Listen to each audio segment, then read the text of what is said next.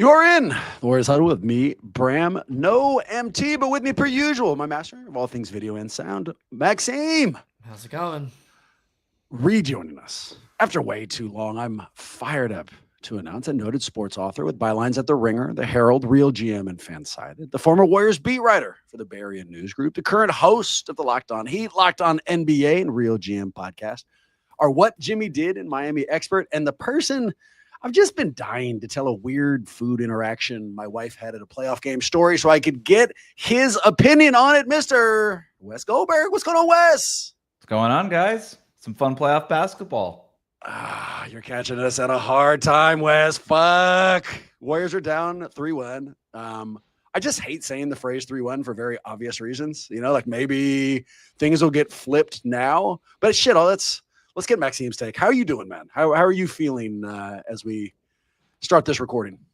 Avoidant, if that's the right word. I think I mentioned it was a game in the Houston series where my wife came out and I was like playing video games at the same time because we were down pretty bad in that game. She's like, "What the fuck are you doing?" I'm like, I can't handle watching this game directly. I'm like watching it out the side of my vision because I just don't want to fully digest what's happening. So I don't know. I'm in a weird place. I'm defensive. But I'm strangely okay. I've kind of like set a barrier around my heart.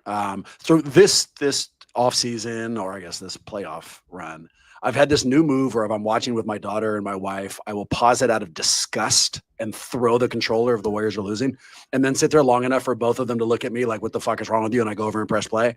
I can tell you for this last game, although we were there, so pausing it would have been hard. But for this last game, there's almost like a film between me and the normal emotion I would be feeling. And it's because Steph isn't there. You know, like what the fuck do you expect out of the team? If I was asked to review an Indiana Jones movie and Harrison Ford wasn't in it, my review would be bullshit. Or making it more contemporary, a Ryan Coogler movie, but he actually didn't direct it. If I was asked to review a car, but it didn't have the engine.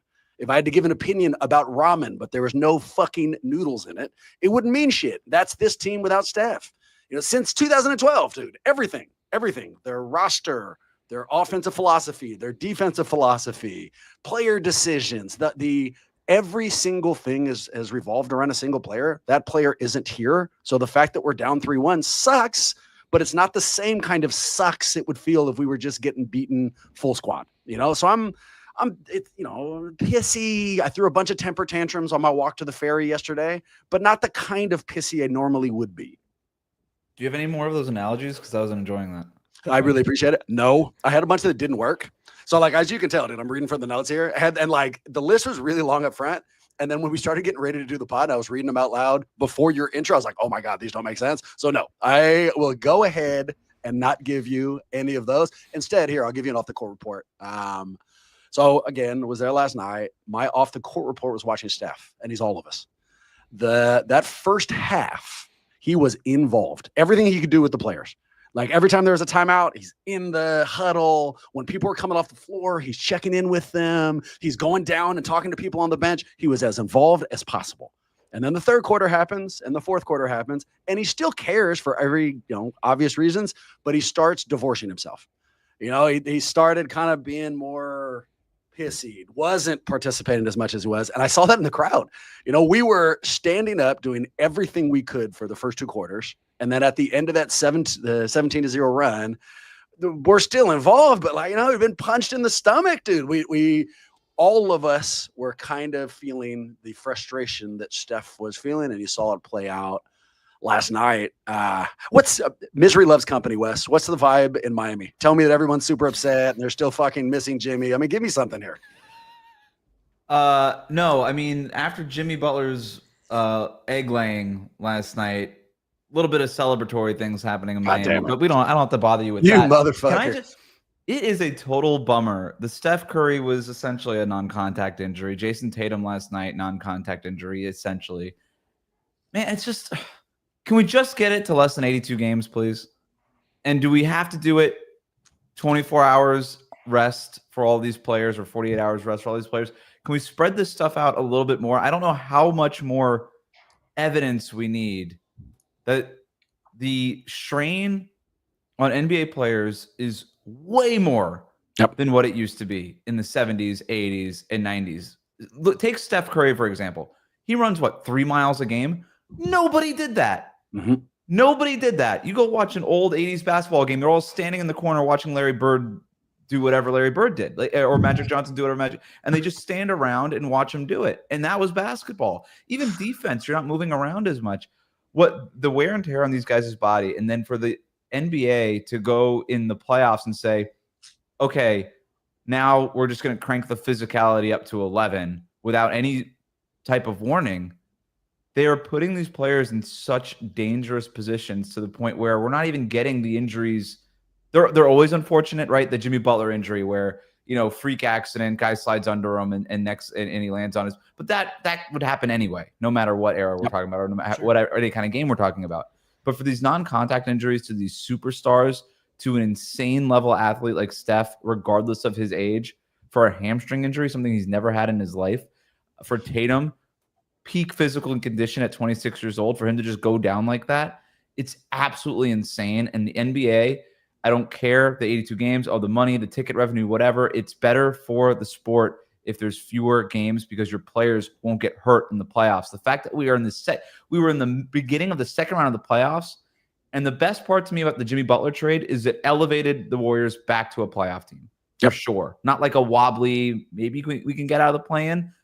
Back in the playoffs. Everybody wants to see Steph in the playoffs. Not just Warriors fans, everybody. And now we don't get to see it. So I don't know what more evidence the NBA needs.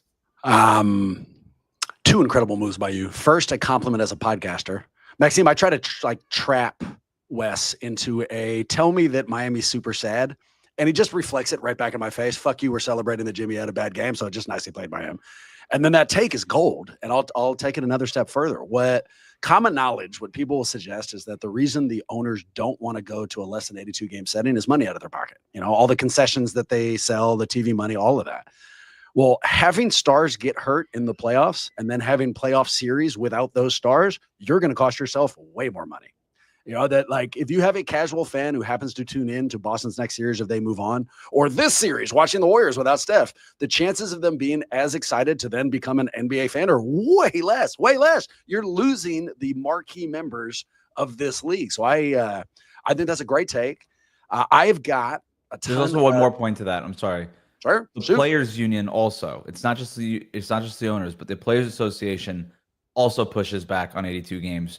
Because that would come out of the player revenue and their checks, and so that's a big part of it too. So they would have to everybody involved. The problem is it's the long-term impact doesn't help the short-term windfall. It's okay, whatever. Like Alec Burks on the end of Miami's bench right now doesn't give a bleep if 10 years from now the revenue bounces back. He wants his money right now, and so you have a hard time with the short-term windfall there. There's a whole podcast we could do on this, but first we've got to deal with a slightly depressing game 4, and then we can move on to some looking forward questions. And I got a bunch. I'm actually really excited to kind of analyze in the overreaction theater where the Warriors are going after this series. But first, a glass half. Holy fuck, do I miss Steph? Wes, renamed, but you'll recognize this segment. We're just looking back at the last game, something you liked, something you didn't. I'll give you a bunch of don'ts. Didn't like the defensive effort in the second half. Man, do we let go of the rope. I think that Anthony Edwards hit a 3 to go up 12, and then the effort level on defense just bottomed out in the third quarter, just completely, which was real hard to watch. And then the other thing I don't like, and I'm gonna hedge against this one too, but it's not Posit's shot selection. I understand he's not playing well. That can happen to anybody. It's watching him getting eaten alive by athleticism. He has not. Throughout the regular season, there's not that many times he has matched up against guards whose athletic ability far exceeded his. That's happening left and right against the fucking Wolves. And if look at other really successful under-athletic guards, someone like John Stockton. After they've been in the league for a while, they develop what I'll call like the dark arts. They kind of know how to play edgy, how to be a little bit dirty, how to get over that athletic hump. But Pods doesn't have any of that yet. And he's just getting fucking swallowed alive by the athletic guards over in Minnesota. And that's been hard to watch. I got a couple more, but Maxime, what do you got? I'll add one more thing to Pods before moving on to a couple of other things, because I thought the direction you were going to take that is you started to say watching him, and I thought the end of that sentence was going to be hang his fucking head after every missed shot.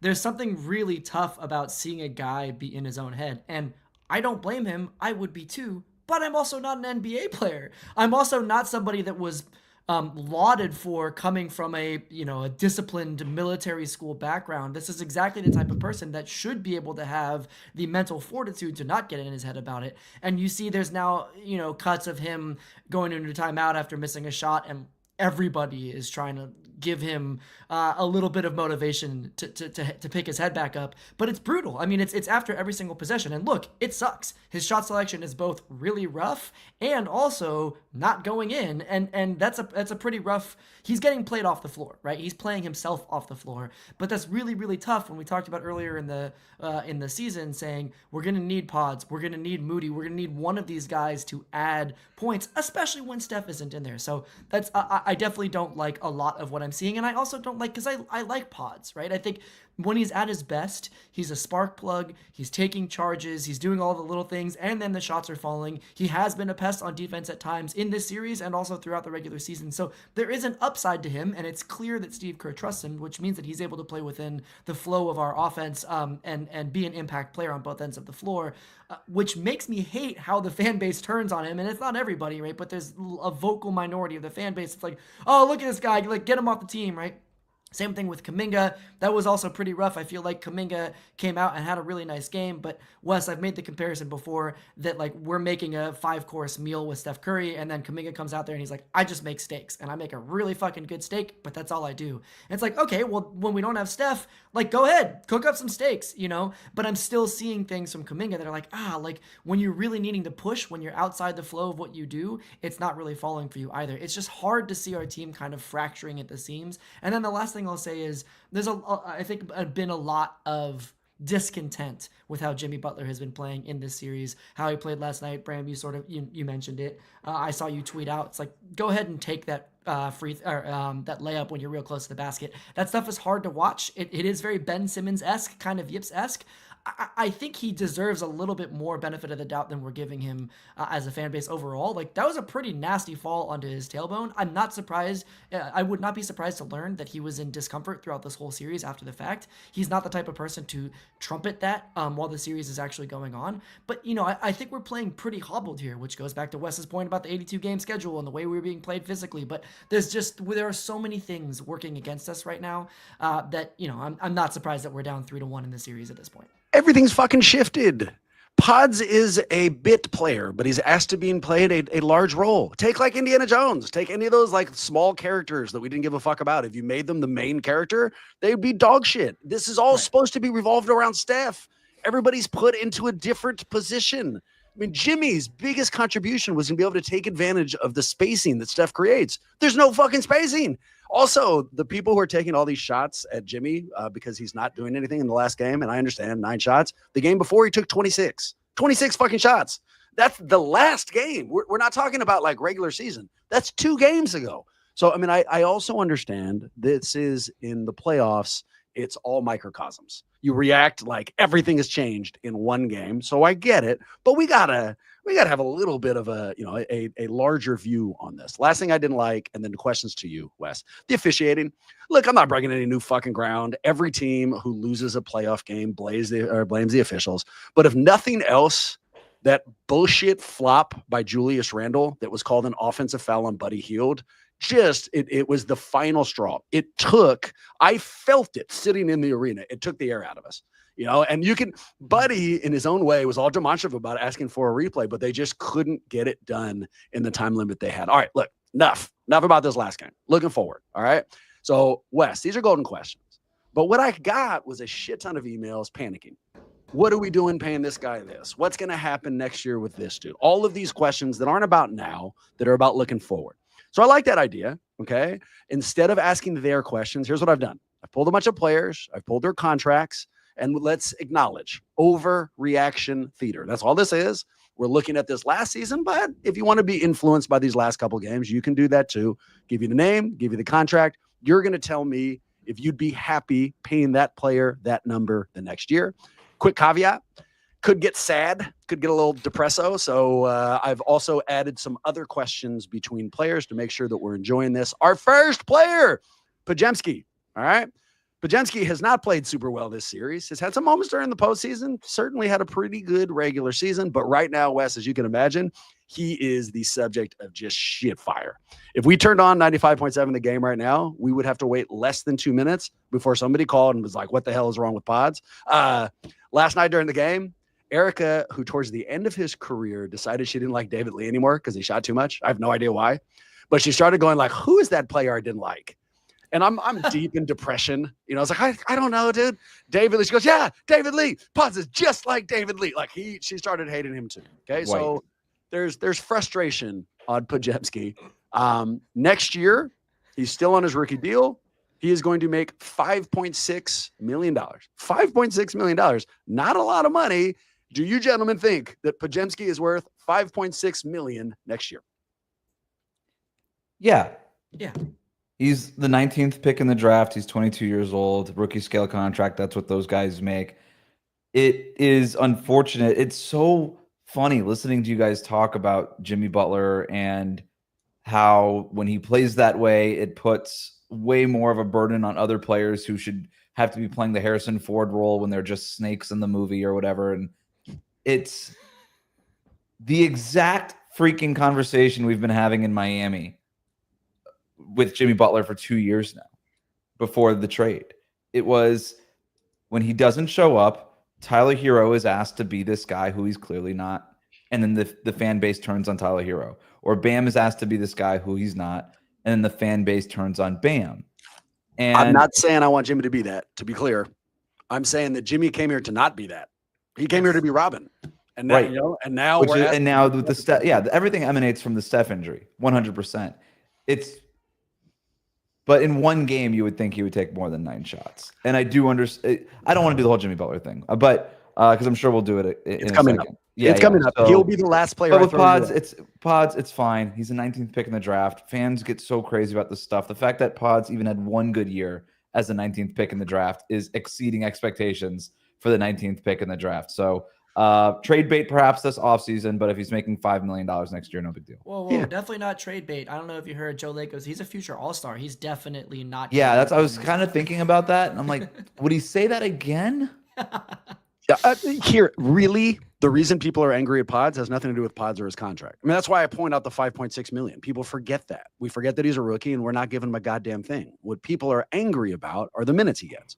You know, I mean, that's what happens. Really, they're angry at Kerr, that Kuminga was forgotten while Pods gets the longest leash possible. But just generally speaking, Wes, from afar, do you view Pods as an asset, an NBA player, starter, you know, a valuable player to have on the roster? Sure. Yeah, me too. Me too. And I think that if they find how we should be contributing, if you could just be the snake in the movie, which is not something I said, you asshole. I worked on these like really detailed analogies. I mean, there's a lot of snakes. There's not just one snake in Indiana Jones. That's a preposterous. Okay, make him a Nazi then. Okay. There's a lot of Nazis too. Pick a fucking character, dude. There's like maybe 100 Nazis. All right. Time for a fun question, or maybe a real one. Gentlemen, is the draft rigged? So we're on the other side of a draft lottery. Dallas moves up 10 spots, the most spots in the history of the draft. They had a 1.8% chance and turned it into 100. They are now the owner of the number 1 pick. And to make things a little shadier, if you look back at the trade that sent Luka from Dallas to LA, one of the conspiracy theories people would tell you is that the league thought that Luka would be a lot more valuable in Los Angeles. And one of the things maybe they could have offered back to Dallas was the exact jump we just saw. So just a fun thing to talk about, but of course not. The league would never, chance rigging a lottery, or is there something here? It's not rigged, but man, it's fun to think about it being rigged, isn't it? And if it turns out that like Trump gets Adam Silver to release the file on the frozen envelope with the Ewing draft or whatever, and it turns out that the draft is rigged, everything would make way more sense. Like, oh yeah, that makes more sense than the Mavericks getting that pick and then the Hawks going up from 10 to 1, or the Pelicans getting Anthony Davis the year that somebody agreed to buy the Pelicans from the NBA when they couldn't find it would just, it almost makes it makes more sense for the draft lottery to be rigged every once in a while than it to not ever be rigged. But that it could just also be selection bias, which certainly it is because it's not rigged. I always have way too much fun with US. Way. All right. And one of the downsides of that is that I end up taking more time than I need to on just preliminary questions, and we're running out of the story I want to tell you, or time to tell you the story. So we got to go quick hit here. Okay. But I got to ask this follow-up. Do you believe in any conspiracies? Just across the board, the moon landing, whatever. Is there anything out there that you think actually happened? Starting to doubt the moon landing. You know what? Me too. I want a little bit more evidence. Yeah. Yeah. Because we haven't done it one time ever since. And now all of our greatest rockets go like 2 feet into the solar system and like outside of our whatever. And then they just come right back down. That's it. We went to the moon without the internet. And now we can't do it again? I think I'm stealing this take from somebody. I forget who it is, and then we'll get off the moon shit. But I drive from San Francisco to Oakland, and I lose reception at least 3 times if I'm talking to my wife. You look at that video from the moon landing, perfect fucking reception. This motherfucker's back in whatever year that was, and there was the clearest reception of all time. Now in 2025, I can't complete a fucking cell phone call from San Francisco. Right. I just want a little bit more evidence. And they post the draft lottery. I know we got to keep moving, but they post the draft lottery, the actual choosing of the ping pong balls to NBA.com hours after the lottery is over to be like, see, here we go. I'm like, I think this was staged in a Hollywood thing, just like the moon landing was. We just did it over again. You put all these GMs in a thing, whatever. Yeah. A second podcast topic. We're going to be talking about the length of the NBA season and bullshit, fake moon landings. Wes, take this one specific. Draymond. 25.8 million next year, will be 35 years old. A man known for his defense, have certainly had some very impressive defensive outings both during the regular season and the postseason, but got torched last night. You look at what Randall did, and you look at social media, and a lot of people are saying, look, Draymond's lost a step. Maybe he shouldn't be a starter next year. For you, is he worth 25.8 million next year? Yeah. Draymond is so beyond box scores, and his impact is so hard and difficult to measure, specifically with this Warriors team. He looks so much better when Steph is out there, doesn't he? Exactly right. In terms of what he can do offensively, and now he's just standing in the corner and not making threes when he's not out there. I mean, the Nuggets paid Jamal Murray because of his chemistry with Nikola Jokic. I don't know that Draymond, even in a vacuum at this stage of his career, is worth $26 million a year, but he is as long as Steph is on his team. He's like a whip without Indiana Jones. Let's go. I nailed another one. I almost had that one earlier, and I decided to keep it in fucking pocket. All right. Most important thing a fan base can do at a playoff game, home game, that will help the team win. All right. And this assumes you're losing your mind. Here's your options. Wear the free shirt, stand up for more than 50% of the game, or boo the shit out of the other team. What do you think, Wes? What gives the team an advantage? Shirts don't matter. I mean, the shirts is like the voting thing. It's like my vote doesn't matter, but if everybody thinks that, then it doesn't matter. Everybody's got to wear the dumb shirt if the shirts are going to matter. So to answer your question, the shirt matters, but not really on an individual basis. So tough to answer. The booing, I think, does help if you have a good seat and you're within earshot. There was, what was it? Was it Magic Celtics? Was it first round of the playoffs, or was it at the end of the regular season in an important Magic game? But someone was like cacawing from behind the stanchion, and it was unbelievable. And I'm like, this is affecting me. That to me feels like it matters the most. I think unison matters. Before the ball gets tipped yesterday, impromptu. Wasn't one of those like, here's the music that indicates what you're supposed to do. Impromptu, the Warriors crowd started going, Warriors. And for the 30 seconds before it was tipped, it was intimidating. Yes. If I'm the opposing team and watching 19,000 do one thing in unison, it's intimidating. When they do the Giannis thing where they count down from 10 yes, on the free throw, that is the most ruthless thing that happens among fan bases. And it nails your shirt take. Free throws. Yes. It nails your shirt take. If 100% wear the shirt, if it's a block of color, intimidating. If they're supposed to be like that, but only 75% wear it, it's bullshit. I should have added another thing in here. Another thing the fan base can do is be back in the fucking seats before the game starts. The halftime exodus and then starting the third quarter with a bunch of the lower bowl just empty is not the best of looks, but We're running out of time, so I got to move to the next guy. JK, no contract, Wes. No contract yet. A big deal, right? In fact, he went from he's not getting anything to really auditioning these last couple of games. Something I should have added in the like. He had 32 games ago, had 20 last night. If it was up to you, what contract do you think you'd give him? If Miami was kind of interested and they called you up and said, Wes, what should we offer this dude? What do you say? Nothing. Really? Fuck. Nothing? Whoa. You don't bring him in at all? No. Maxime, because Wes is going to depress me. I'm not asking him any fucking follow-ups on that. I would give him $80 million for 3 years. Would you take it? Would I take it on the Warriors? Uh-huh. Only in a sign and trade situation. I don't.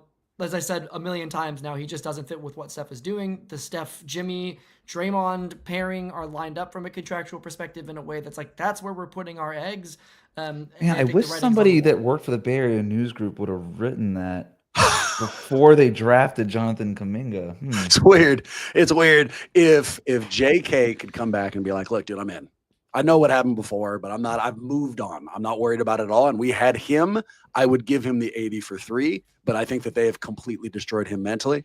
But this is another topic. We're going to have to Can I short just thrift. Give a really quick, would you rather have JK 3 years, 80 million, or Pat Spencer with a 2012 CRV and 480K for the next season?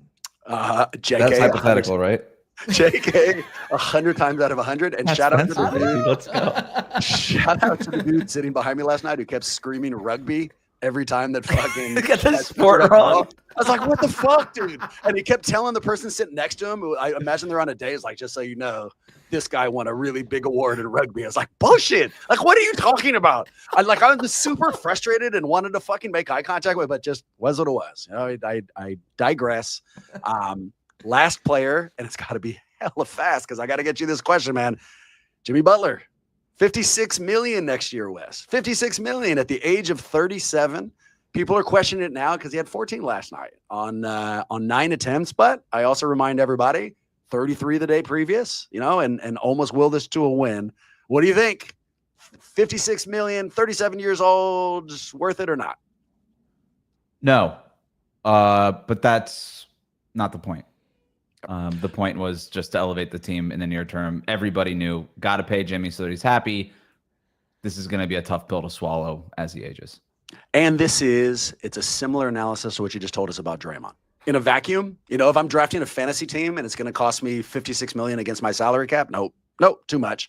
This team, what they do need to do with Steph and how we help, you know, yes, it may like we are in this whole. I mean, you thing. could take a literal example. It didn't make sense for the Heat to pay Jimmy Butler as their number 1. It makes more sense for the Warriors to pay Jimmy Butler the same money to be their number 2.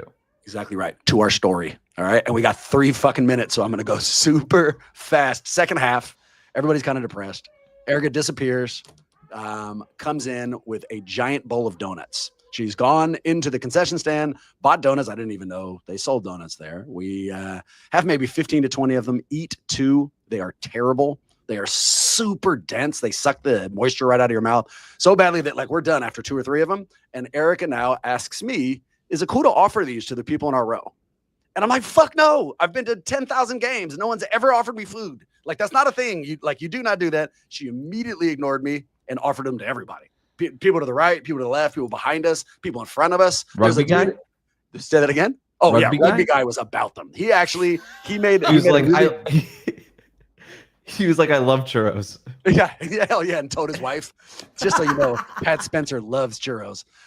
She even gave him to the fucking Ant Edwards fan in front of us, across the board. All right. So my question to you is twofold. 1, acceptable?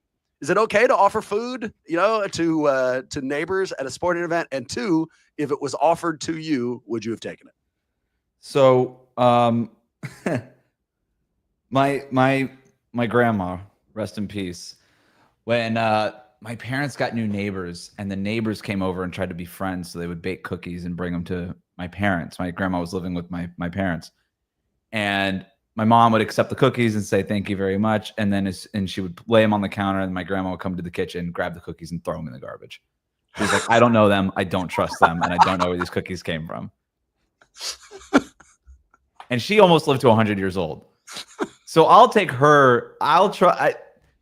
Better safe than sorry is the deal there. That is. I know your wife. I like your wife. I appreciate your wife. That's absolutely insane. But it's even more insane to accept the strange donuts. That's the crazy thing. I was trying to figure out, like, it would be like being in a restaurant and not finishing your fries and then just leaning over to the table next to you and be like, you want some fries? It would be absolutely insane. It would be absolutely insane. But I guess, like, if I saw, if it was from the concourse, I'd be like, I don't know where those came from. Like, those donuts could have fell on the Chase Center concourse floor, and then you put them back in your bucket and then came back and you're like, here's some poisoned donuts. That would be a problem. If I saw the guy come down and then I actually hand, like you hand the money over and then maybe they hand you the donuts or whatever, I'd be a little bit less suspicious, but it would still be really weird. Yeah, 100%. Would you follow your grandmother's example of take a donut, thank them for it, and then throw it away? Like slowly put it underneath the seat and like fake chew movement. Like, oh, thank you. I'm really good at awkwardly saying no to things. I would just keep doing that. I'm the guy that every time you walk into a house, we're like, hey, can I get you anything to drink or something? And the right thing to do is, if you want something to drink, just say, yeah, I'll have a glass of water. I'm always like, no, even though I'm like really parched and maybe I walked a mile to this place or whatever. I'm just like, no, I'm fine. They're like, you sure? Do the same thing. Look chapped. And I'm like, no, I'll just pass out right here. Yeah, I'm really good at saying no to stuff. I'll do that same thing and then secretly wish I had said yes. But now I've said no, and you can't ask for the water. It'd be hell of awkward if you asked for it in like 10 seconds, even though that's desperately what you want. It's also a tough spot if you say no and then everybody else. Like, how many people said yes? Everybody? Everybody. But you could tell people were like weird about it. Like that not yes because they wanted a donut.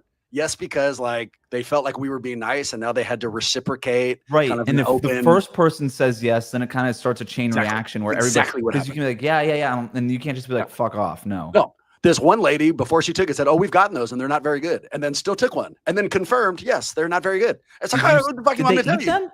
Or did they just hold on to them? I didn't watch. I was so mortified that it was happening. Like I literally, I did that move of like trying to use my body to show my wife this is unacceptable. And she did not give one fuck. She reached over me. She asked me to like hand the donuts over. I was like, no. She just was this your wife's first sporting event? No, that's what she's been to so many. That's why I asked her, has this ever happened to you? Like use like context clues here. And she could not be dissuaded. And also, we didn't walk away with like any phone numbers. It's not like we made friends with anybody. Like immediately, me and Rugby Guy already had kind of a silent feud because I was tired of his bullshit facts that he was screaming behind us. So it didn't get us over anything. But Wes promised you a 6 o'clock stop. We're at 6:02. So yeah, I came close. I hope we didn't short thrift too many of these because I have too much fun with you. But let's make sure we hit the most important part. For people who need way more Goldberg in their life, where do they go? I'm going to be asking donut questions to people in my life for context. I will text you guys and see if we get any separate responses. Find me playoffs, Real GM Radio, recording Monday monologues that are about 10 to 20 minutes and then full-length shows later in the week, usually posting on Thursdays. Check out that YouTube channel. I'm sure we'll be talking Warriors and a whole bunch of stuff later this week. We love Wes. We love what he does. Get out there and support him. Maxime, on the audio side, go ahead and drop this next thing. Quick shot from Layla Aragon. Jimmy saving his beast mode for games 5 through 7, just like last series. Yes, I'm that fan. We appreciate you, Layla. Let's fucking go. That's for you, Maxime, who, Wes, you should know, picked the Wolves in 6 and is probably secretly crowing about that. But Maxime, cut this part from me. I got to jump, but end this with an underdog read, please. One for the ages. Get one out there. I'm sure they will love it. Wes, thank you, man. And we'll talk to you guys real soon.